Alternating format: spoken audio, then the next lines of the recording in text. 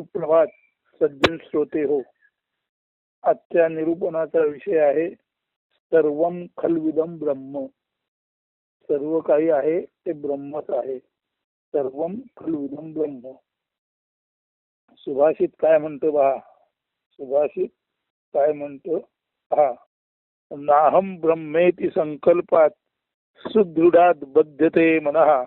सर्वम ब्रह्मेति संकल्पात सुदृढान मुच्यते मनः. म्हणजे मी ब्रह्म नाही दृढ संकल्पे मनबद्ध होतसे, परी सर्व काही ब्रह्म आहे संकल्पे ते नित्य मुक्त राहत असे. मी ब्रह्म नाही असं जर कोणी निश्चित मनात ठरवेल तर त्याचं मन बंधनात पडतं, दास्यात पडतं, गुलामगिरीत अडकतं. परंतु सर्व काही ब्रह्म आहे असा संकल्प एखाद्या मनाने केला तर ते मन मुक्त राहतं. म्हणून मी ब्रह्म नाही दृढ संकल्पे मनबद्ध होत असे, परी सर्व काही ब्रह्म आहे संकल्पे ते नित्य मुक्त राहत असे. अतिशय सोपे, समजण्यास सुलभ आणि परमसत्य असे हे सुभाषित आहे. जर कुणी एखादा म्हणेल किंवा समजेल की मी ब्रह्म नाही, तर अशा वेळी त्यालाच प्रश्न पडेल की मग नेमका तो किंवा येथे संबंधित जो आहे तो मी आहे तरी कोण. या प्रश्नाच्या शोधात त्याने जंग पछाडून सुद्धा त्याच्या हाती निश्चित असे व समाधानकारक काहीच उत्तर येणार नाही. बरे तो असे समजून चालला की तो विशिष्ट कुल, गोत्र, धर्म, जातपात, वर्ण, प्रांत, राज्य, देशाचा कुणी एक माणूस किंवा नागरिक आहे, तरीही त्याच्या हे थोड्या अधिक चिंतनाने लक्षात येईल की असा ना तसा प्रत्येक माणूस त्याच्यासारखाच या ना त्या जातपात, धर्म, कुल, देशाचा असतोच असतो. मग या मीला म्हणजे जो स्वतःला मी ब्रह्म नाही असा म्हणतो, मग या अशा मीचा नेमका अर्थ तो काय व कसा समजणार. पुढे जाऊन तो स्वतःला केवळ अनेकातला एक माणूस इतकेच समजेल. येथेही न थांबता आणखी पुढच्या टप्प्यावर त्याच्या हेही लक्षात येईल की तसे अनेकानेक जीव, ज्यामध्ये मुंगी, कीटक, पक्षी, पशुपासून माणसांपर्यंत सर्व या जगात जन्माला येतात, असे सर्वच जीव जे जन्माला येतात ते काही काळ जगतात व मरण पावतात. म्हणजे सर्व काही जन्म मरणाधीन असते. तसाच मी आहे. त्यामुळे अशा माणसाचे मन अधिकच उदासीन, निराश व सुखदुःखाच्या आवर्तनात चक्रात अडकते व ते बंधनात पडते. म्हणजे मी ब्रह्म नाही असा जो माणूस म्हणतो त्याला मग ब्रह्म नाही तर मी कोण आहे असा शोध घ्यावा लागतो. तो शोध घेता येता तो स्वतःला अमुक तमुक कुळ, गोत्र, वर्ण, देश, प्रांत, राज्य याचा समजतो. मग हे समजल्यानंतर थोड्या त्याच्या लक्षात येतं तसा प्रत्येक माणूसच कुठल्या ना कुठल्या कुल, गोत्र, धर्म, देश, राज्य, प्रांताचा आहे. मग मी म्हणजे नेमका काय आहे. मग तो आपण माणूस आहोत याच्यावरून आपण जसे सर्व जीव आहेत तसा एक जीव आहे असं समजतो. पण सर्व जीव जसे जन्माला येतात, काही काळ राहतात आणि मरतात, तसाच जर मी जन्माला येऊन काही काळ राहून मरणारा असेल तर असा जर मी सर्वसाधारण मरणाधीन जीव असेल तर असा माणूस आपण मरणाधीन आहोत हे लक्षात आल्यानंतर अतिशय निराश होतो, उदास होतो आणि त्याचं मन अधिकच बंधनात पडतं. मात्र जर अशा माणसाचे मन अधिक उदासीन, निराश व सुखदुःखाच्या आवर्तनात त्याचं मन अडकलं आहे, बंधनात पडलं आहे, त्याने अधिक खोलवर जाऊन सदसत विवेक बुद्धी त्याच्या अंतरंगात जागी झाली तर तो हेही समजू शकेल की सर्वत्र विराट वसरलेले ब्रह्म चैतन्यच वेगवेगळे रूप, गुण, आकार, भाव घेऊन जीवरूपे या विराट ब्रह्मात किंवा असीम अनंत आकाशवत ब्रह्मात बृहत म्हणजे निरतिशय व्यापक अशा अर्थी जे निरतिशय व्यापक ते ब्रह्म आणि या निरतिशय व्यापक ब्रह्मामध्येच ती अमर्त्य चेतना विविध रूपे घेऊन जन्माला येते, काही काळ राहते आणि नंतर ते जीव म्हणून उरत नाहीत, पुन्हा नवीन जीव येतात. आणि अशा तऱ्हेने कधीही नष्ट न होणारी जी अमर्त्य चेतना आहे, जी सर्व भरून निरतिशय भरून राहिली आहे, अशी अमर्त्य निरतिशय बृहत म्हणजे अतिव्याप्त चेतनाच जीवरूपे जन्माला येते आणि अशा जीवरूपे जन्माला येऊन तो जीव काही काळ पृथ्वीवर नांदतो आणि नंतर नष्ट होतो. परंतु जीव हा जन्म मरणाधीन असला तरी आतील चेतना ही नेहमीच अमर्त्य असते. ती जन्माला येत नाही, ती मरत नाही.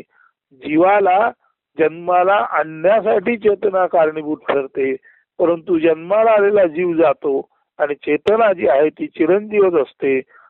असं जर त्याच्या लक्षात आलं तर असा हा माणूस स्वतःला चिरंजीव चेतना, बृहत चेतना, सर्वव्याप्त चेतना असं समजेल आणि मग तो निश्चिंत होईल की तो अमर्त्य चेतना, अमृत चेतना असल्यामुळे तो जीव म्हणून जन्माला आला आणि गेला तरी हा केवळ एक खेळ आहे, क्रीडा आहे.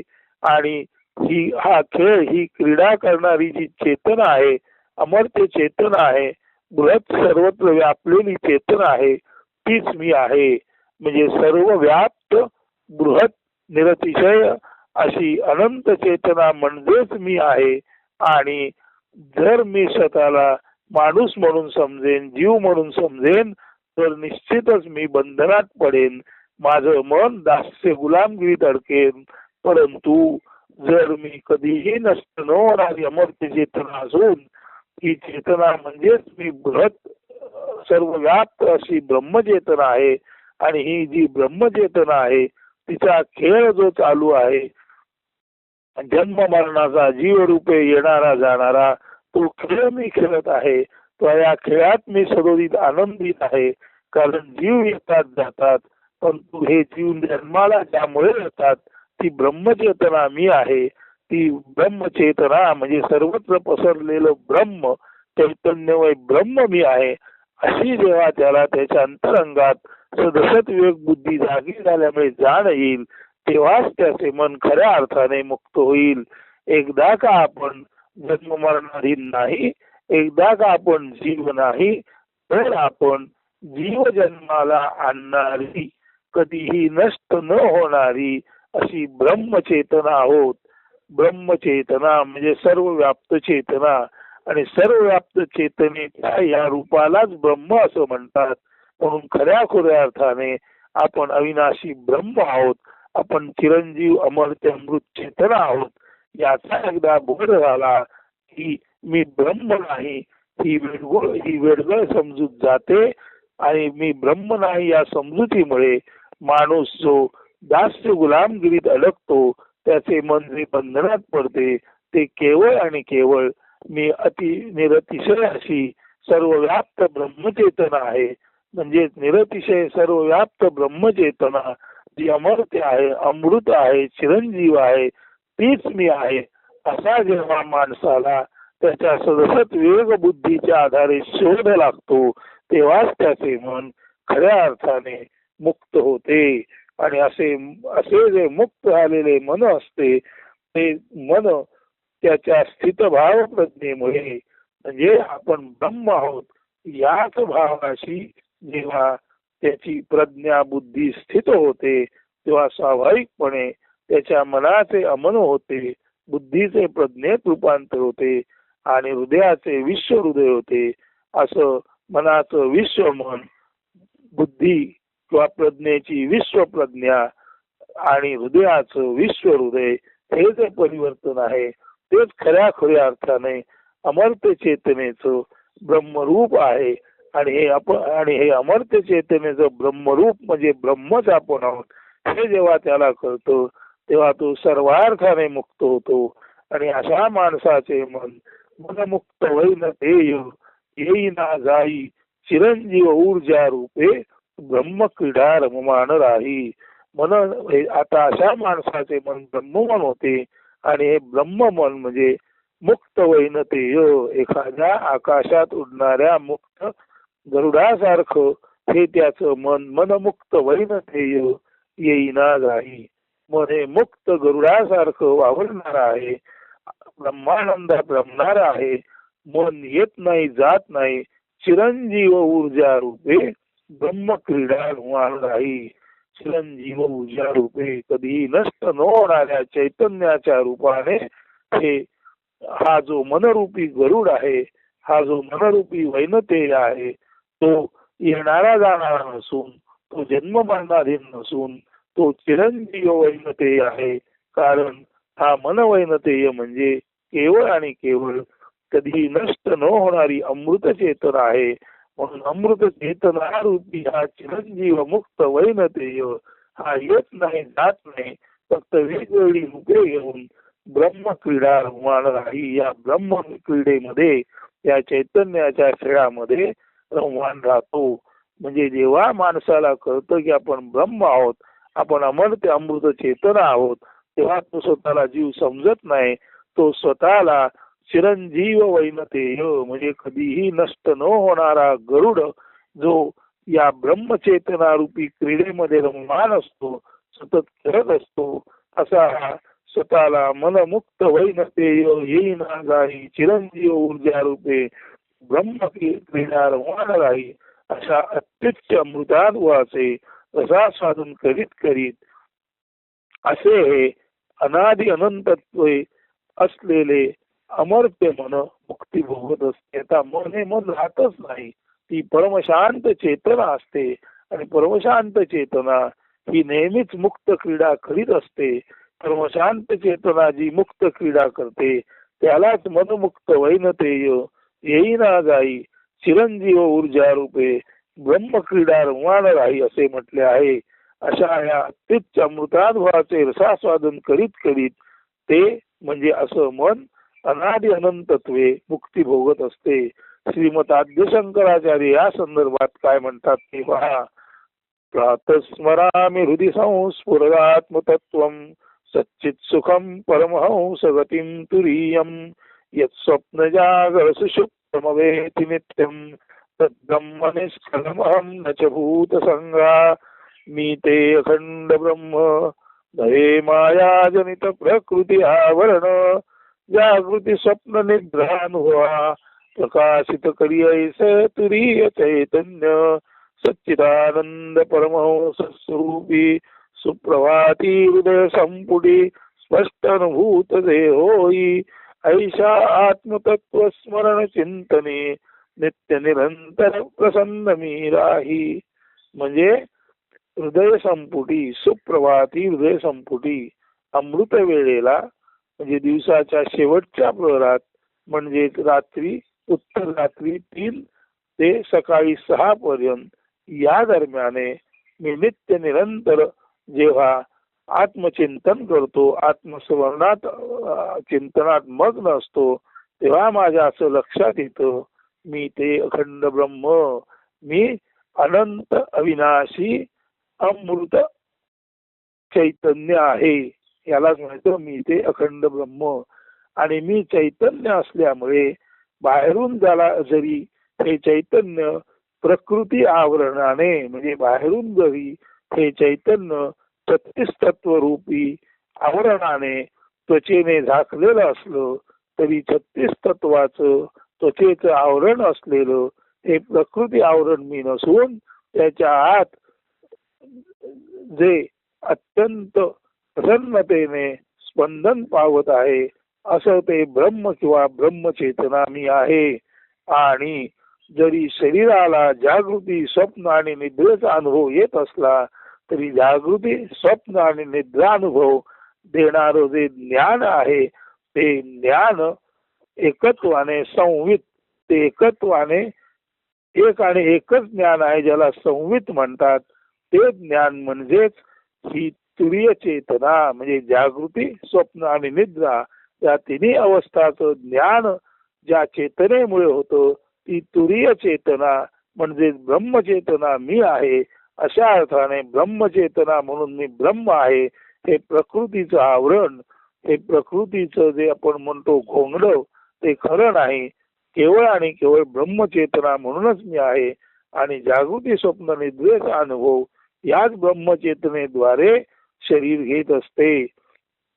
आणि ब्रह्मचेतनात जागृतीतला अनुभव, स्वप्नातला अनुभव आणि निद्रेतून बाहेर आल्यानंतर टवटवीतपणा प्रफुल्लितपणाचा जो अनुभव येतो हे तीनही जागृतीतलं, स्वप्नातलं आणि निद्रेतलं ज्ञान ज्या चेतनेमुळे येतं ते तुरीय चैतन्य मी आहे. मी म्हणजे 36 तत्वाचं हे घोंगड नव्हे, किंवा पांघरून नव्हे. आणि असे भल्या पहाटे अमृत वेळेला चिंतन करता करता सच्चित आनंद, मी सद्रूप आहे, मी चिद्रूप आहे, मी आनंद रूप आहे म्हणून ब्रह्मचेतना म्हणून किंवा तुरीय चैतन्य म्हणून मी कायमस्वरूपी असणारा म्हणजे सत, मी कायमस्वरूपी वाहणारा किंवा प्रवाहित असणारा म्हणजे चित, आणि कायमस्वरूपी असणारा, कायमस्वरूपी वाहणारा, नित्य निरंतर पसरणारा, बृहत असणारा असा मी असल्यामुळे मला नेहमीच आनंदाची प्राप्ती होते. म्हणून हे तुरीय चैतन्य हे सत्यत्वाने कायम असतच असतं म्हणून ते सत, ते चैतन्य रूपे सतत वाहत असतं म्हणून ते चित, आणि सत आणि चित याचा जो आनंद आहे तोही त्याला सतत मिळत असतो. म्हणून हे तुरीय चैतन्य म्हणजेच सच्चिदानंद आत्मस्वरूप आहे. आणि या सच्चिदानंद आत्मस्वरूपाचं चिंतन करता करता भल्या पहाटे मी माझ्या मूळ रूपाला, माझ्या आत्मरूपाला, माझ्या ब्रह्मरूपाला जाणतो, आणि बाहेरील हे 36 तत्वाचं देहधारी आवरण आहे ते मी नाकारतो. म्हणजेच मी म्हणून कोणतेही आवरण नसून मी म्हणजे केवळ सर्वाच्या आत लपलेलं आणि सर्व बाह्य आकाशात असलेलं एकच परमतत्व तुरीय चैतन्य आहे. आणि अशा अर्थाने तुरीय चैतन्य परमतत्व म्हणून मीच सर्वत्र पसरलेलं ब्रह्म आहे हे एकदा का भल्या पहाटे चिंतन करता करता, आत्मचिंतन करता करता, आणि त्या आत्मचिंतनाचं वरच्यावर निधिध्यासन करता करता माझ्या लक्षात आलं की सर्वार्थाने मी नित्य निरंतर प्रसन्न मी राही, सर्वार्थाने मी कायमस्वरूपी प्रसन्न असतो. म्हणून ज्या मनाला कळलं की आपण देह नाही, ज्या मनाला कळलं आपण ब्रह्म आहोत, म्हणजे जे मन समजतं की मी ब्रह्म नाही ते मन दास्य गुलामगिरीत आणि पारतंत्र्यात अडकतं, आणि जे मन समजतं की मी ब्रह्मचेतन आहे, तुरीय चेतन आहे, तेच मन सदा सर्वदा मुक्त असतो. इथे मन याचा अर्थ त्या मनाचा मालक माणूस. म्हणून जो माणूस स्वतःला ब्रह्म समजतो तो नित्य निरंतर मुक्त असतो, आणि जो माणूस स्वतःला ब्रह्म समजत नाही म्हणजे असाला जसा मर्यादित समजतो तो माणूस नेहमीच बंधनामध्ये दास्य गुलामगिरीत दिसत असतो. म्हणून सर्वम खलविदम ब्रह्म, सर्वम खलु इदम ब्रह्म, जे काय आहे ते सर्व ब्रह्मच आहे. या अर्थाने मी केवळ आणि केवळ ब्रह्म आहे असं जो माणूस जाणतो तो कायमस्वरूपी मुक्त असतो. परंतु मी ब्रह्म नाही असं जो म्हणतो तो कायमस्वरूपी दास्यात अडकतो, आणि वरचेवर जन्म मृत्यूच्या या चक्रामध्ये फेऱ्या मारण्यासाठी भूलोकाची वारी करत असतो. म्हणून जन्म मरण चुकवायचं असेल तर निश्चितपणे आपण केवळ आणि केवळ ब्रह्म, कधीही नष्ट न होणारी ब्रह्मचेतना, तुरीय चेतना आहोत हे जर लक्षात आलं तर निश्चितपणेच आपणाला सर्वम खलुइदम ब्रह्म या तत्वाचा अर्थ आणि सर्व ब्रह्म असल्याचा आनंद भोगता येईल, आणि हा मुक्तीचा आनंद कायमस्वरूपी मुक्ती आपणाला प्रदान करील. अशा अर्थाने आजचं निरूपण आपण सर्व सज्जन लोक समजून घ्याल आणि त्याच्या चिंतनात दंग मग्न असाल, आणि पाहता पाहता तुम्ही हा भवसागर सुखेने वतरून जाल असा विश्वास व्यक्त करून हे निरूपण येथेच थांबवतो. अस्तु. धन्यवाद. सुदिन. सुप्रभात.